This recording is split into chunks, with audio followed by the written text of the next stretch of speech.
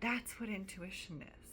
Knowing you need to do something, not really understanding why, but trusting that the proof is going to come out later. Hi there, welcome to my channel. I'm Rachel Hoyt, and I have an intuition story for you today. A little bit different than the intuition stories that I've been telling so far on my channel. If you haven't watched before, I am a sociological researcher doing some independent research using the tarot meanings of playing cards and poker hands, to summarize very succinctly, in order to prove whether or not there truly is meaning in the cards. I recognize this is a very strange thing that sounds weird to most people. That is part of the point of me mentioning it up front. And I'm not going to tell you any more about why until the end. I'm just going to say that I knew that Hilma of Klint, maybe you've heard, her art is heavily influenced by spiritual things. But I had waited to read or learn about her for quite some time. And then recently, I did decide to watch a video about her and immediately said, oh my gosh, can I get a copy of those notebooks? So she used to meet once a week with 4 other women and go through spiritual ideas and practices and put together her art. And they took notes in these notebooks, and in the videos I learned that they had been on display, perhaps still are on display, but they possibly are going to be removed because one of her descendants does not think that she would want them to be out there for absolutely everyone to see. So, learning that, I said, oh my gosh, if it's out there now, I need to get it now before they stop selling it or whatever. And I discovered that this book had an English translation of her notes and ordered it right away. When it arrived, I did a quick little, flip through to kind of see what art is in there. I'm going to give you at least one peek, right? I mean, I don't want to give the whole book away, but wow, I swear. Here we go. I mean, very, very interesting things. This is the early 1900s, and no one did abstract art. It was unimaginable. It was about as insane as the research that I am doing now. So, anyhow, I got this book, flipped through, and said, well, I don't want to spend my whole day on this. Let's just find a page that has some of her notes on it randomly and read what it says. And I flipped to this page right here, which, as it says, these 4 loose leaf sheets were found slipped into the notebook of the 5 in which the preceding drawings appear.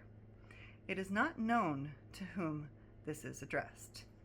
Now I want to pause here for 1 second. They say, it is not known to whom this is addressed. Well, if you look at this letter right here, you can see, just based on the format, that it has a date, and then they start writing. There's no space left. Like, they purposely did not address it to anyone in particular. Again, we'll talk about that at the end. For now, I bet you'd be happy if I just go ahead and read this letter from Hilma af Klint and the other 4 ladies from the 5. You are bewildered by what we have told you, but the phenomenon we are trying to explain is truly bewildering. What is this phenomenon, you ask? Well, beloved, it is that which we want to call the secret growing. How often have we heard you say that everything is futile, that nothing comes of all your labors? Yet, like amorphous buds, your endeavors sprout in all directions. You see everything as formless, and yet you forget that this is a sign of life.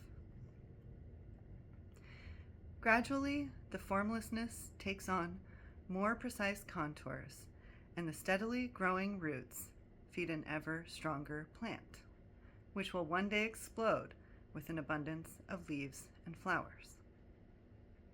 You know this is so, but you must perceive this knowledge with such vividness that you dare to build on it. You have to feel with certainty that even the smallest effort to grow in goodness leaves a clear trace inside you. When you do not see an outer result, this must not discourage or tire you in your efforts. For just as invisible hands help and tend every plant on this green earth, so every budding sprout of goodness is tended and shaped and protected by invisible powers. And when the time comes, your eyes will open, and you too will see the beautiful plant that grew in secrecy, your product of your noble endeavors and your pure intentions. Accept our account as a greeting from us, so that you shall never tire when all seems lost. I don't know if you heard in my voice there, but I have cried every single time that I have read this, because I firmly believe that it was written for me and some other people, but for me. And it's not just because I'm researching spiritual things that are out there, and because I'm an artist. I mean, these words just, they literally describe my life right now. I have refrained from mentioning it as much as possible, but I lost my full-time job almost more than 10 months ago now, almost a year ago. And excuse me, I came prepared. And I literally am going in all directions all the time and feeling exhausted. That's how I describe my life. I get up, I apply for real jobs, as many as I can find, and then I get back to work on my job at the moment, which is making art and making videos and writing and taking photos, doing every single artistic thing that I can think of that might make some money. And yet, as it says right here, I'm gonna go back to the book and just quote her. She says, you say that everything is futile, that nothing comes of all your labors, yet like amorphous buds, your endeavors sprout in all directions. And then at the bottom, where they're saying not to lose hope, they're saying when you do not see an outer result, this must not discourage or tire you in your efforts. That every sprout, everything that I've done, every little budding sprout of goodness is tended to and shaped and protected, and it's still there. It just hasn't bloomed yet. I just could not believe how accurately this letter spoke to what I'm going through. See, now I want to cry again. And how, I mean, this is like 100 years ago, and this person understands exactly what I'm trying to do. She also was very strange for her time. I'm pretty strange for my time. It has to do with, something that I feel spiritually that I just can't let go of. And I feel certain that it will sprout into something and that I meant to do it. But man, the last year has just been ridiculously hard. And so I am so glad that I found this letter from Hilma F. Klint. And I'm sharing it today because I part of the reason that I share my story online is because I believe that's how I'm going to find the other people who can see what I see and who may want to help with this research. So uh, and you can help simply by pressing like and subscribe and leaving a comment and telling me what you see. And you don't have to agree with what I am doing. It's not about agreeing with me, it's just about helping find the truth. And please do leave me a comment, especially if this letter spoke to you and you felt it intuitively. I just it's so cool that someone wrote that all that time ago. I mean, it says we don't know who it was addressed to, but I mean, look at this. It was not addressed to someone. They weren't writing. They didn't know who they were writing to. They just wrote it. And well, if I haven't made it clear, that's what intuition is. Knowing you need to do something, not really understanding why, but trusting that the proof is going to come out later.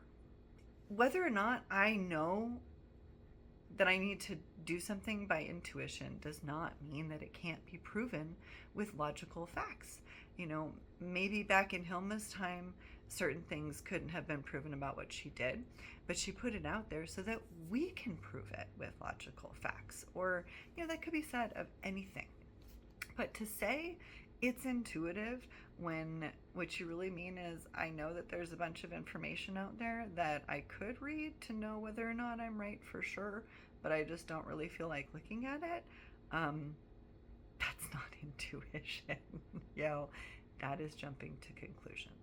And we all do it sometimes, and you're allowed to do it sometimes, but to not allow people to point that out and to ask questions and or point out the holes in something, that's a completely different story. So anyhow, my prayer request of the day is that you please stop saying it's intuitive when it's not intuitive, so that we can say something came to me intuitively when things come intuitively. If you misuse the word intuition, then what am I supposed to say about actual intuition? Okay, that's enough for today. Thanks for watching, especially if you made it this far. Hope you have an awesome day. See you again soon.